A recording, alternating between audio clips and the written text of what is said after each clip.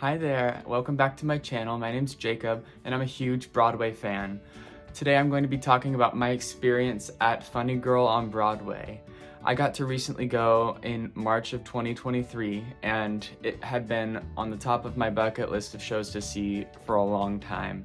I have the opening night playbill subscription, so this is the opening night when Beanie Feldstein was still in it, and ever since the artwork for that came out and the casting, I was so interested. And so this opened in April of 2022 and it opened to mixed reviews. A lot of people weren't super happy with the direction of the musical and some of the set design, and sadly a lot of the casting was not highly critically acclaimed, and so that kind of dampened the hype around the show until I'm not going to get into all the drama about the casting and all that, but in September of 2022 Lea Michele took over the lead role as Fanny Brice on Broadway, and ever since then the box office has been sky high. The tickets been so hard to get, and so I wanted to talk about my experience at the show. So when you walk into the August Wilson Theater, if you don't really know what that theater looks like, it's really hard to explain. The August Wilson has, I would call it like a Art Deco kind of Moroccan theme. I don't even know how to describe it. It's unlike any other theater I've ever seen on Broadway or off. It's got very beigey walls, and it's very pretty, but it's not something I would expect from a Broadway house. But when you walk into the theater, you're right into the lobby, and so then you have when you're looking straight in, you have the merch stand, and then on the left is the bar, and then the bathrooms, and then on the right I believe is the stairs to get up to the house. So I went straight to the merch line, and I didn't get very much. I was lucky enough to get some of the t-shirts for Christmas last year, but I got this bag. It says Hello Gorgeous and Funny Girl Broadway on it, and it's just like a cute little pencil pouch or makeup bag, depending on how you want to use it. And then I also purchased the Don't Rain on My Parade bucket hat, and so those were two things that I bought at Funny Girl. And so it's Broadway merch, so you can't really complain about the prices. I mean, you can, but I'm not gonna. After the merch stand, I went to the bathroom, and the bathroom was nice. All the Broadway houses have very small bathrooms, and it's probably just because they were designed so long ago. And so after the bathroom, I went straight up to my seat, and I had to sit separately. This was the only show on our trip that I had purchased before being in New York, because I knew that I had to see this show. And so I went. My mom and I went to the show together, and we had to sit separately because we purchased our tickets I think a month in advance, and even by that time you had to sit separately because it was so full, because it was in such high demand.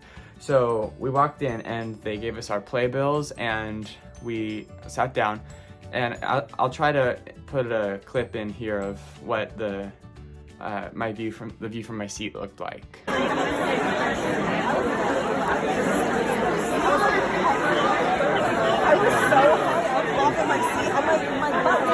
So once the show started, I kind of freaked out. When you walk into the house, there is a curtain in it, but it's a scrim, and if you don't know what a scrim is, in theater you can have it's something you fly in, so it comes down from the top of the stage, and it's pretty much just like a very thin piece of cloth, and the lights can play with it depending on how you design it, and so sometimes it can go translucent and sometimes it won't. But in this case they had a red curtain painted on it, which was very cool and it was very pretty. A lot of people I've heard didn't like that and really wish they had a giant red grand curtain, which would have been cool, but I think this worked well for their design, because if you know the show, the first character you see is the lead character, Fanny, and the scrim transitions from the red curtain into translucent pretty much, and you see her for the first time, and it's a big shocking moment. And so that was I liked the scrim. I thought it was pretty. And it had those, you know, the Broadway lights were like all the way around the proscenium, which is the arch of the stage. They had lights all around it, and it was very cute, and I liked it. And so then the overture started playing, and I started freaking out because it was I love this show so much. And so the nice lady sitting next to me was like, "Are you okay?" And I was like, "Yes, I'm fine." And so after that, I tried to compose myself because I was like, I cannot cry during this show. I think I did several times anyway. But, and so yeah, and this was a cup. These are the cups that you get at Funny Girl. They say Funny Girl, and then on the back it says Jujamson Theaters, and it's cute. These are the ones you get at the bar. I didn't get anything, obviously. Neither did my mom. I think this is one we took from the floor after the show, and so, but yeah, this is what the Funny Girl cups look like. And then, so the show was amazing. Go read the reviews, look at videos on YouTube of it. This production, I think, is personally amazing. Lea Michele took my breath away. I think she gave one of the best performances on Broadway in a long time.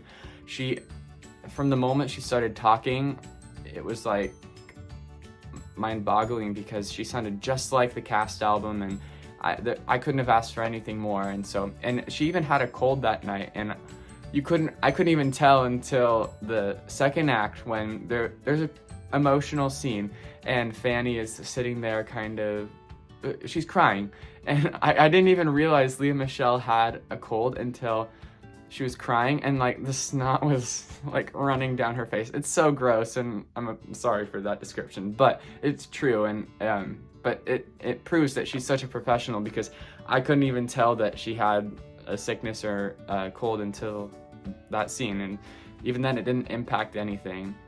And then some of the other performances were Tova Feldshuh as Fanny's mom, Mrs. Bryce, and Tova Feldshuh was hilarious.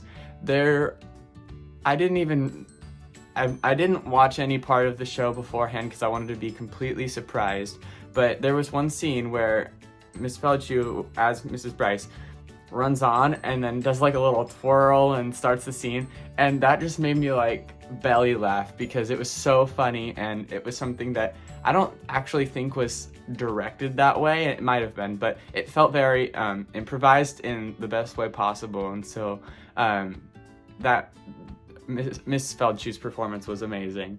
And so and then Ramin Karimloo as Nick Arnstein, he's great. No notes. And the Jared Grimes as Eddie Ryan, his tapping is enviable. I can tell he put so much work into that, and he is an amazing dancer and singer and actor, and he's truly a triple threat. So, and he deserved that Tony nomination last year now. And so yeah, the performances were all great. And after the show, they gave their Broadway Cares speech, which I'll try to insert here. Of payment. Tonight, make your contribution to Equity Cares not just an expression of who you are, but a celebration of who you are, and all we have to be grateful for having spent this night together. Thank